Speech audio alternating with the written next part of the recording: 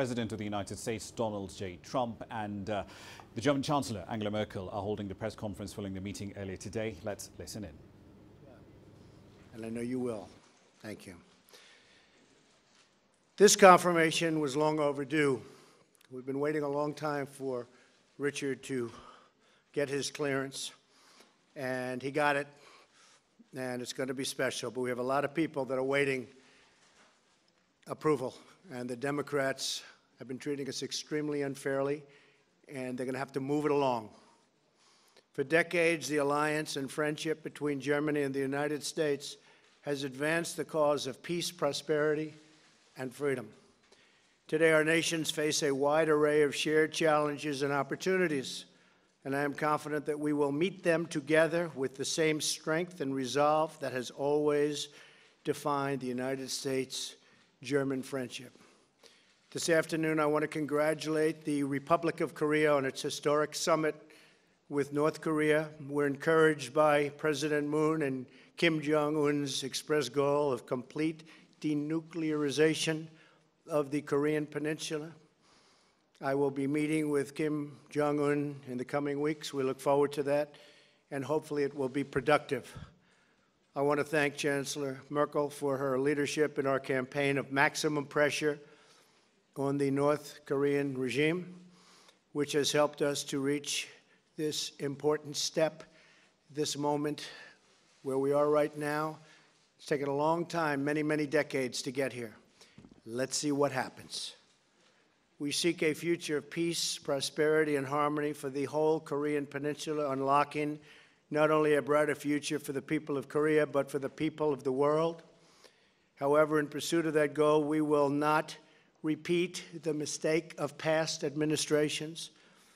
Maximum pressure will continue until denuclearization occurs. I look forward to our meeting. It should be quite something. In our meetings today, the Chancellor and I discussed Iran.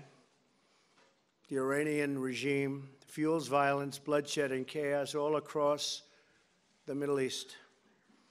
We must ensure that this murderous regime does not even get close to a nuclear weapon, and that Iran ends its proliferation of dangerous missiles and its support for terrorism. No matter where you go in the Middle East, wherever there's a problem, Iran is right there. As we eradicate what little remains of ISIS in Syria, we must also ensure that Iran does not profit from our success. To prevent this outcome, it is essential that our coalition and regional partners step up their financial and military contributions to the anti-ISIS efforts. Some of these countries are immensely wealthy, and they're going to start paying for it and paying for this tremendous help that we've given them. The Chancellor and I also had a productive discussion about the security of Europe and the responsibility of European nations to properly contribute to their own defense. We addressed the need to strengthen NATO and the NATO alliance by ensuring that all member states honor their commitment to spend 2% and hopefully much more of GDP on defense. It is essential that our NATO allies increase their financial contributions so that everyone is paying their fair share. We look forward to seeing further progress towards improved burden sharing. A lot of people have stepped up, a lot of countries have stepped up, and they're going to have to continue to do so. Tremendous amount of additional money has been raised for NATO over the past 16 months, and I'm proud to have helped, but they have to keep going. In this age of international crime, smuggling, terrorism, and trafficking, it is also essential that we have strong border security and immigration control. This is fundamental to national defense. Also vital to our security and that of our allies is America's ability to maintain a strong and robust manufacturing base, which we really are doing in the United States. We have additional steel plants opening. Steel plants are expanding. Aluminum is doing great. A lot of things are happening that were never going to happen before. That's why we must have a fair and reciprocal trading relationship with our friends and partners. We have a trade deficit in goods with the European Union of approximately, hard to believe, $151 billion a year, including a $50 billion annual trade deficit in autos and auto parts. I'm committed to working with Chancellor Merkel to reduce barriers for United States exports, to remedy these trade imbalances, and deepen our economic ties. We also welcome the Chancellor's partnership in promoting major reforms to international organizations like the World Trade Organization, which has not treated the United States well to protect sovereignty and ensure fairness. The close cooperation across multiple fronts, military, intelligence, economic, academic, is critical to the defense of our civilization as we know it. And the close friendship between the German and American people enriches the lives of millions and millions of our citizens. Chancellor, thank you again for visiting the White House. It's an honor to have you. Our alliance is strong and thriving, and together we will overcome shared obstacles, seize upon shared opportunities, and build an incredible future for our country.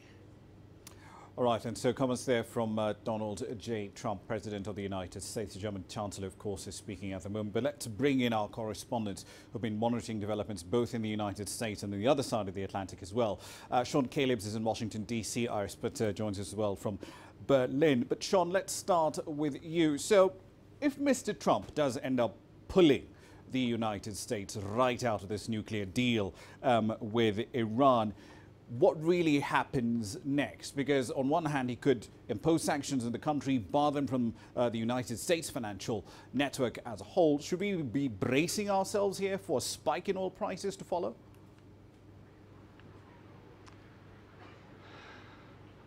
You know, it's difficult to say exactly what is going to happen, how it's going to play out. Let me tell you how we got here and what the experts are saying about moving forward. You know, the deal was negotiated. A lot of countries involved in this, and Iran has been keeping its end of the bargain. So many countries are wondering why the United States, why U.S. President Donald Trump is choosing now to go after Iran. We know that French President Emmanuel Macron was here just a few days ago, and he was basically asking the United States to reconsider. And after he left, he basically said that Donald Trump's position is simply insane. He doesn't know why he's doing it. He says he's doing it basically for the benefit of his audience back in the United States. And what has been going on, the United States periodically has been granting extensions, and the next one comes on May 12th.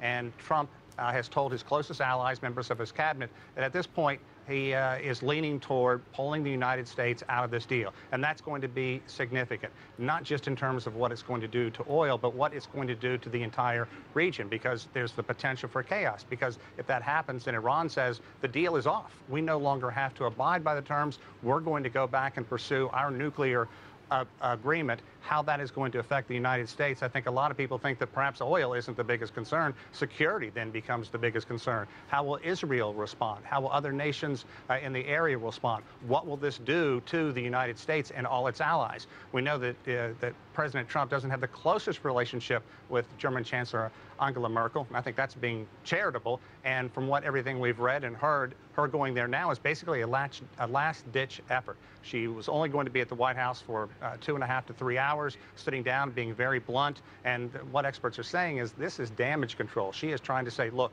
if you pull out, here's what's going to happen. It's kind of a last-ditch effort to get U.S. President Trump to reconsider his position. Indeed, but there's also something else. I'm coming to you now, Ira. There's also something else that was covered in the course of Mr. Trump's comments here. The exemptions for the EU from steel and aluminium tariffs, that expires pretty much next week. And the exemption was granted on condition that talks on trade irritants, to quote the EU Commissioner for Trade, were held. What's the latest on these talks? Are we any closer to resolution?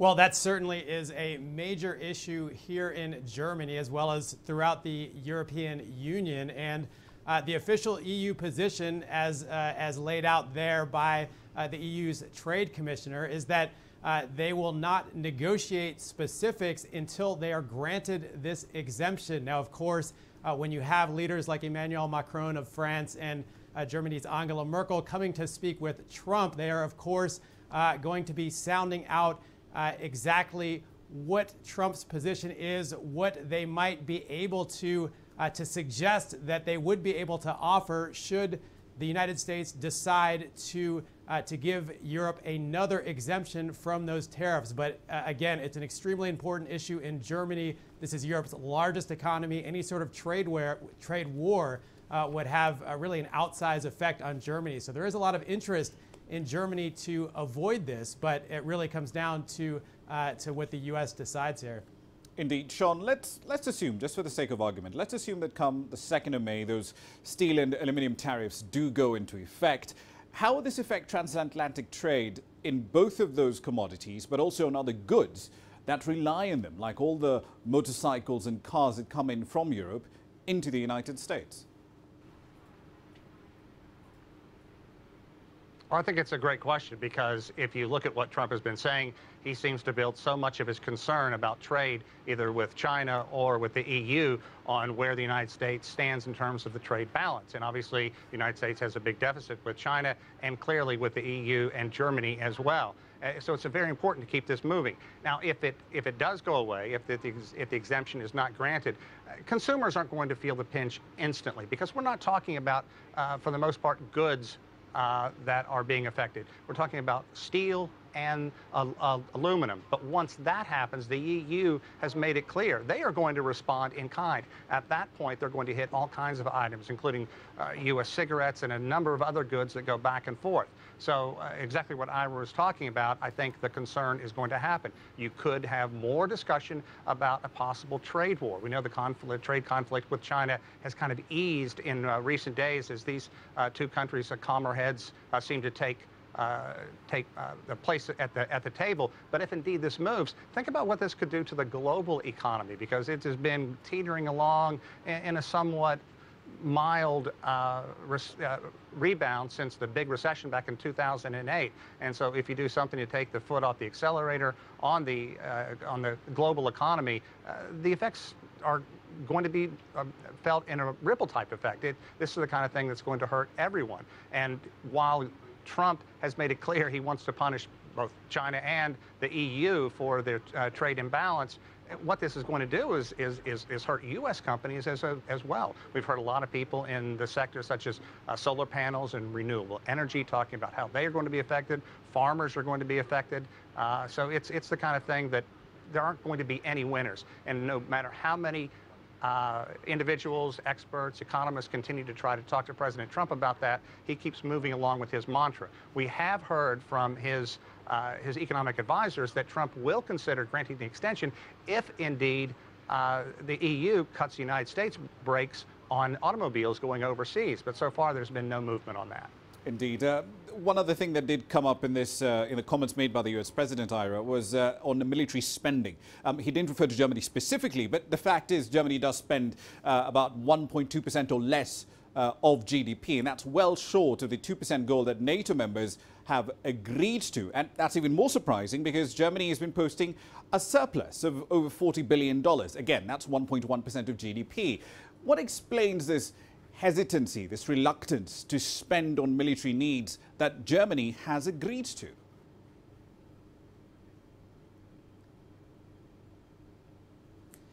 Well, I think to answer that question, you really have to factor in German public opinion.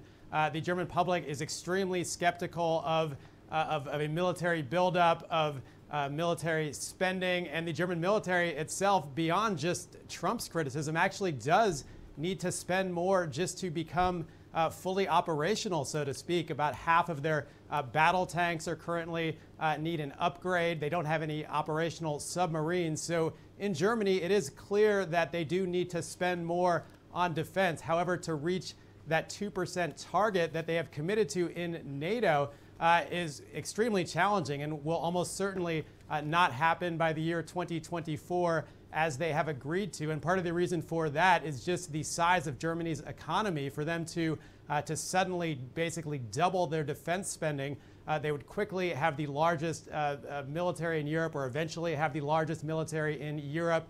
So that's something that the German public, because of the history here, because of other factors, is deeply uncomfortable with. And that makes it difficult for politicians to acquiesce to these American demands. Indeed, building up the Wehrmacht, of course, must be a very sensitive issue, given, of course, what happened about 70 or so odd years ago. We'll be there for the time being, gentlemen. Sean Caleb's there in Washington, D.C., Iris Pitts, of course, in Berlin. And, of course, you can look forward to more coverage of that meeting between the U.S. President and the German Chancellor a little later in the hour.